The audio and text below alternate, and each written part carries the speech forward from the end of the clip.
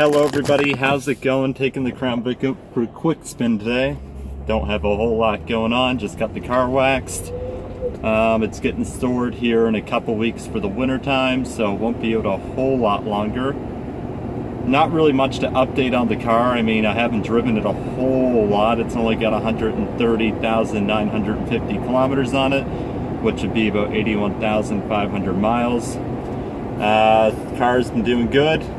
Going in for its final oil change and also getting the fuel filter changed before the winter starts here on Thursday. So like I said guys, this car won't be on the road a whole lot longer before winter, so this might end up being my last video I end up doing with it before the winter time. So I figured I'd take you guys on a quick fall spin here since yeah, I get the car all cleaned up, looking good as you can tell by the looks of the hood. Got it waxed last week actually. I just washed it today by hand. Probably give it one more before it gets stored for the winter time, and then that'll be it. Crown Vic will be gone and I'll just be stuck driving the Corolla. Hopefully in the springtime I can find myself a good fender for the left front, and then I'll get the front end lined up a little bit better and it'll look better in the front, because like I said, the car was in an accident sometime when it was in service or something, and the whole front end doesn't line up just right on, mostly on the left hand side where the non-original fender went in. So I'll find myself an original fender, paint it up and put it on.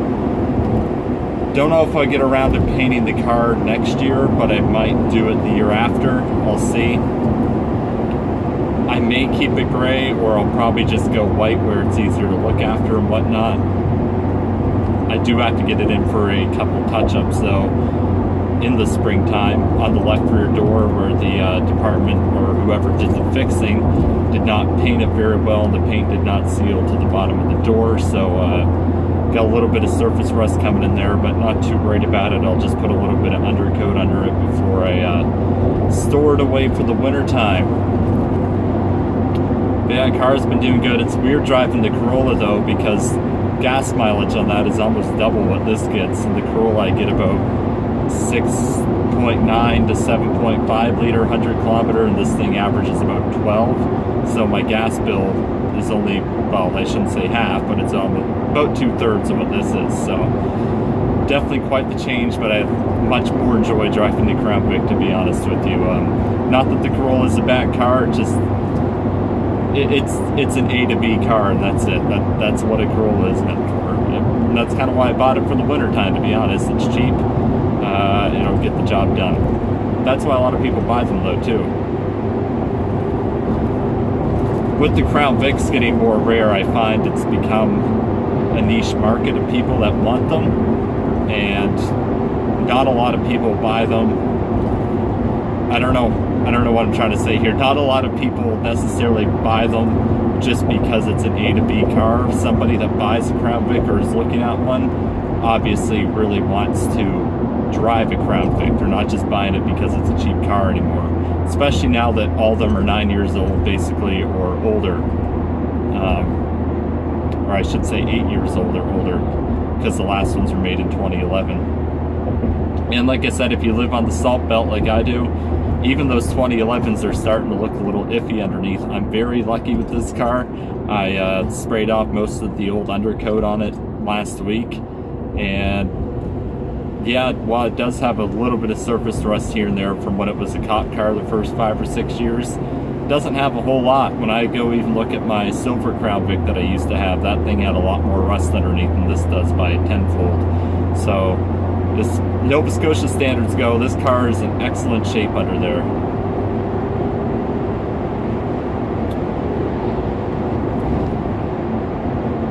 I don't know if I've ever given you guys a full throttle run in this, so someone might have to remind me after I upload this video. Maybe I'll do one here if I get a clear road. Geez, a lot of traffic coming that way.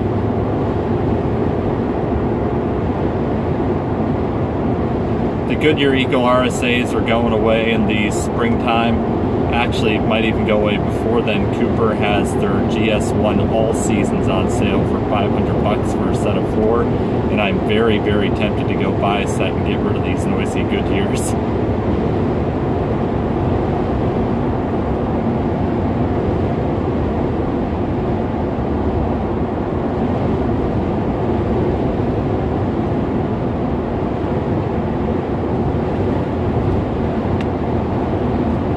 I even got the inside of the car all cleaned up. I armor all the floors, and I forget how slippery armor all can be, so my mats are sliding around a lot now.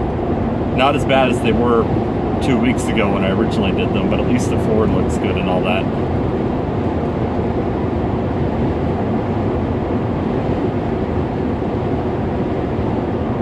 As I said, it is weird for the Crown Vic for me because it is literally just a fun car now. It's not really a car I take out to work every day. It sits there for 2-3 days at a time, then I'll go take it out for a quick drive, and that'll be about it. Like, I've only burned through a quarter of a tank in the last, I don't know, week and a little bit.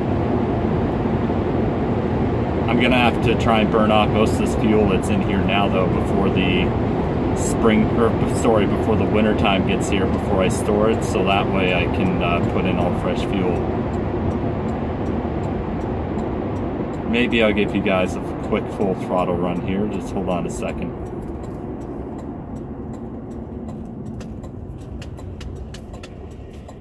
Let me just do a quick 180 here, and then make sure the road's clear before I do it.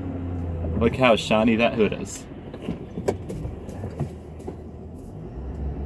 Won't be quite a 0 to 60, but at least you'll get to hear the engine roar. No one coming.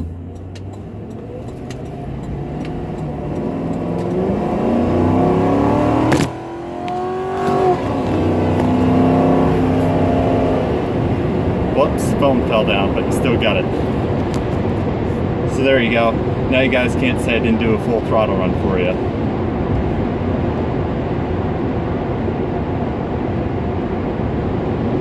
I think I actually idle this car more than the police department does. I bought it at 121,000.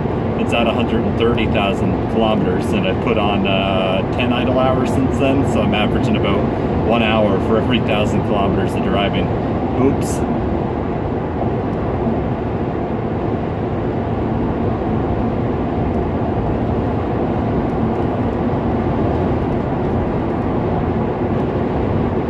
Anyways, guys, I think I'm going to let you go here. Thank you for tuning in for another Crown Vic video. Like I said, please, please, please give me suggestions.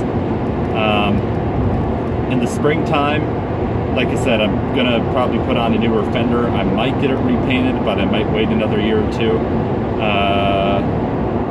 But I may look at buying a Taurus to buy and sell, so you guys may end up seeing a Taurus Police Interceptor on this channel in the springtime.